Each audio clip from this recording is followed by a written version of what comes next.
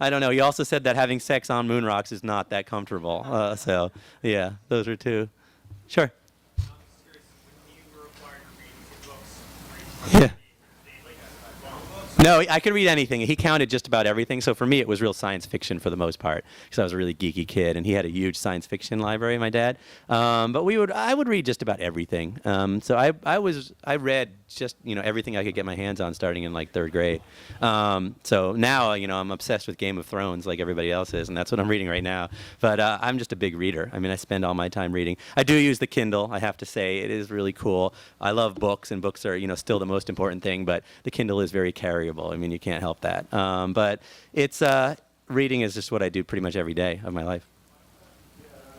Sure. What was the girl Rebecca's feedback to you? Yeah, she was not happy. I mean, she basically said, I don't want to talk about this. I've changed my life. I'm a professor now. I don't want this being dredged up. Please don't do it. And then you're like, I mean, I was like, well, I'm writing this book, and I want your input so that you don't, aren't unhappy with the final product. And she's like, just don't use my name. Please change my name. So I changed her name, and there's not much you can do at that point. I have a lot. I mean, I have, she sat in the courtroom and depositions and things like that. So I have her words. It's hard when you write a book like that and people don't want you to write it. But at the same time, it's not unhappy story for her in a lot of ways. I don't think she comes across negatively. She comes across as a kid who did something foolish because she was in love with her boyfriend. And there's a great scene in the courtroom where she's sitting there and the judge says, why did you only knew this kid for 3 weeks. Why did you do this? And she's like, I'm still trying to figure that out. And so, I mean, it's kind of sweet in a weird way. So I don't think she'll hate it, but who knows? We'll find it. It is. He did steal the moon, right? He's the only one. Anyway, sure. She did not. He took the fall. So he went to the judge and said, I was the Svengali. I told them to do it with me. I made them do it. It's all on me. So he was the only one who went to jail. He had a male accomplice who found the guy they sold it on the internet, who was kind of this pothead character who also went to jail. But the two girls did not. And they were there. They were taking part of it. So he just took the whole fall for them. They just got probation. And what is she a professor of? I believe she's a biologist. Yeah. Yeah. She's a smart girl. They were all smart. It was a stupid moment, I guess, in a lot of ways. They planned it out. It was a big heist, but, they got out with a safe of moon rocks and had sex on them. It wasn't like they were master criminals. So, yeah. Sure. you play blackjack? I do play blackjack, but most casinos don't allow me to play a lot of blackjack. I'm not actually that good. It was just my association with the MIT blackjack team. So now I play a lot more poker.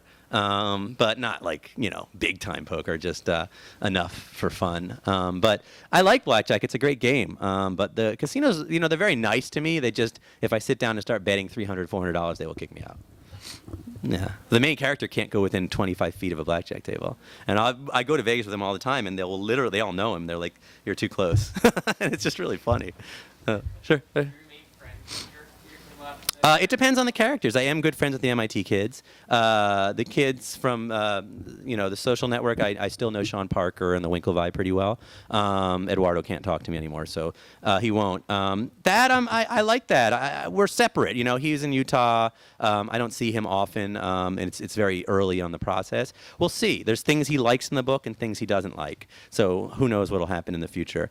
It's tricky when you write about someone because you're not really their friend. You're kind of their friend, but you're writing a story about them, and there's going to come a point where they're going to be like, oh man, what did you say here? Because you're trying to tell the whole story. There was a moment when Bringing Down the House was about to come out, and the main character is like, you know what, I changed my mind. And I was like, it's a week away from publication. You can't. There's nobody who can change your mind now. And then he was like, all right, it's going to happen. And then it was great.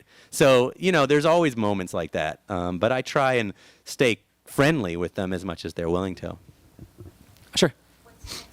What's next? A good question. I am actually waiting for the next phone call, really. I don't have my next big book yet. I know. None of them's right. You know what? I should say, of those 30 are usually not good stories. Every now and then, there's a great one. But the majority of the stories are not something I want to dedicate my life to. So I'm waiting to see. I'm working on a couple television projects right now. So over the next few months. And then I'm going to be all over and doing like 9 or 10 cities. So it's going to be a pretty major tour. Sure. I just wanted to know if your genre you described earlier is keeping guys doing the wrong things. Is that something that you are still actively pursuing? Or do you feel like pressure from your publisher? From my publisher? No, it's really me. My publisher doesn't really pressure me in anything. It's just when I hear a story like this, I get kind of turned on by it. I mean, the kid stole a safe full of moon rocks. How cool is that? So it really is that kind of thing. It's never the publisher saying, you need another bringing down the house. In terms of nonfiction versus fiction, I definitely love this genre, this whole idea of telling true stories in a cinematic way. So that is both me and my publisher working together, to do that. But I don't know. These are the stories I like to read and write. So, and I feel like I've kind of carved it out myself. Michael Lewis has Wall Street, I'm not trying to get in there as much. And, there's other authors. Sebastian Junger will go to Afghanistan and fight a war, and I won't because he's amazing. And what I'll do is I'll go to Vegas. So, it puts me there. But anybody else? Sure. Maybe just about your style. Is it just being cinematic? I just found your books, they're just page turners. Oh. You need to get to the next page. And Thank you. How do you do that? Oh, well, that's a great question. I'd like to dwell on that question for a while. No, you know what? I've always wanted to write like Michael Crichton, I think. And so even though I'm telling true stories, that was kind of my model. I always felt like he was a writer who you couldn't stop turning the pages. And I feel like I approach it that way. And so I try and end the chapters leading you to the next chapter. I mean, I really think of it that way. But that's really my goal, is to keep people reading my books. So, yeah, thank you. I'm glad it worked for you, and I appreciate that a lot. Anybody else? Oh, yeah, sure. So in the case of the Sex on the Moon, Yeah. and the woman you changed her name, Right. she asked you not to use her name. So what happens in the case of social for the Accidental Billionaires, Yeah. Mark Zuckerberg doesn't want? Right, doesn't even want me to write the book. Well, you have to go through the book. It has to be vetted very heavily. So there's a lot of lawyers involved in every sentence of the book to make sure you can back up everything you say in the book. But, as a public figure like Mark Zuckerberg, you can write about him as long as you tell the truth. And that's the one sort of arbiter of the book. If you don't tell the truth, you can get sued. But if you tell the truth about a public figure, it's perfectly all right. So, I knew he didn't want to write the book. I kept trying to talk to him. I spent a year trying to talk to him. And it was his right to turn me down. I think if he had talked to me, it would have been an interesting book, but maybe not as good a book. I think the idea of Eduardo's point of view and the Winklevi's point of view, led to a lot of the drama in the story. But I don't know why Mark decided what he decided. I mean, if you had read my books, you knew I wasn't out to get him. I was a fan of Mark's, And I think in the end now, he's actually very happy with how everything worked out. I mean, the social network made him cool. He was on the cover of Time magazine, and the company valued at $100 billion. And I do think the social network had a lot, or had something to do with all of that. It certainly kept Mark relevant and cool during a very tricky period in social networking. So I don't know.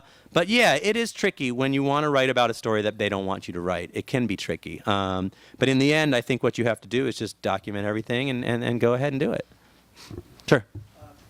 Getting back to that first scene in Social Network. Yeah. Brilliant scene. Now, is that true? Well, here's what actually happened. And we have, Mark Zuckerberg's blog from that night. He met a girl. He went on a date with a girl. She dumped him. And he writes all this. He goes home to his room. He drinks a couple beers. He says, so-and-so is a bitch. I need to get my mind off of her. And he begins to hack into all of the computer systems. So we don't actually know the dialogue that took place between him and the girl, unless Aaron Sorkin found something that I didn't find, which is possible. I mean, the girl does exist. But we do know there was a girl. We do know she dumped him. Whether or not she was in his mind throughout the creation of Facebook, I don't know. Maybe Aaron does know that, and I don't know that. But, so basically we know the scene happened. But we don't really know the dialogue that was spoken in that scene, and that's Aaron Sorkin. So, yeah, I personally set the scene when he's hacking into the computers, and I used his exact blog as the dialogue. And Janet Maslin had a problem with that too. Do any of the people get a cut of anything? Well, that's a good question. And I try, usually when I'm writing about someone, I'm not like a biographer or a ghostwriter. If it's an incredible story, if there's someone who brings me a great story, there's sometimes something like that. The Bringing Down the House kid, the main kid, got 10% of everything. And that was my first nonfiction book. And it was really just, he helped me as my researcher. I mean, I was with him every day. This is not, nobody's getting anything. Thad doesn't get anything. A couple of his friends are producers on the movie. And I think he'll be involved in the movie, so he'll probably be involved as a consultant. But no, nothing from the book for Thad. It depends on the situation. Obviously, Facebook, no one's, they're way richer than I'll ever be, right? Although, Eduardo did end up with 5% of Facebook. So he should send me a gift basket or something, right? Yeah, so it's different in every case, but usually it's not that sort of thing. I'm not really a ghostwriter or a biographer, and yeah. Sean Parker. Sean has 4% of Facebook. He's got 4 billion. Yeah, yeah. Sean's doing great. Yeah. Even I just read this intern guy is now worth $70 million, who in 2004 was selling ads in the Stanford paper, was hired by Facebook to sell their ads, and that's $70 million now. How cool is that? I mean, that's nuts. Sure. I'm actually reading a book right now about the history of ESPN. Oh, yeah, that looks like a great book. I haven't read it yet. It's a very distinct style. Yeah. Crisscrossing Right. and whatnot, and I think the same authors for the SNL book. Right. How do you feel about that style, and then also, who would you suggest reading on the nonfiction side? That's a good question. I love that style. I read the SNL book. I thought that was really cool. And the ESPN book looks really cool. It's just crisscrossing dialogue of all the different characters who were there. It's not a lot of...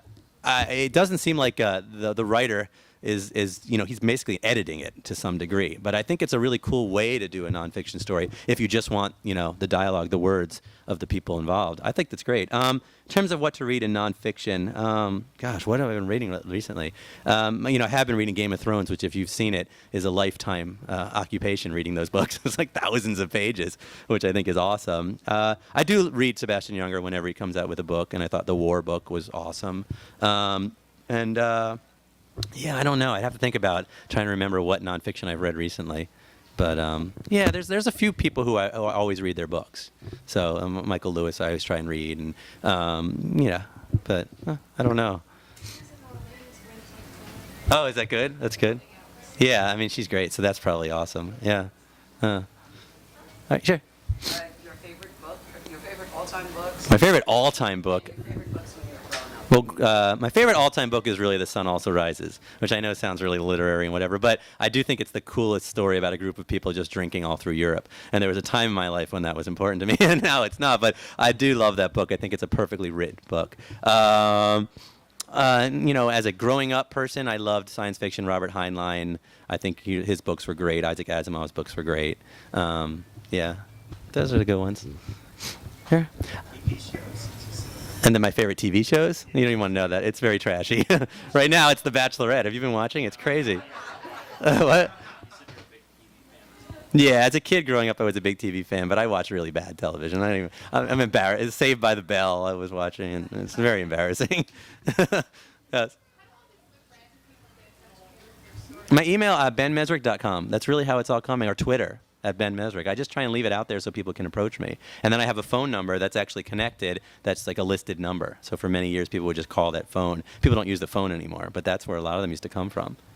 So I try and keep it open so people can approach me, just usually through the internet. So if you got an idea, benmezrich.com, email it in. All right, listen, I think I'm just going to sign books at this point. I want to thank you all very much. I appreciate it.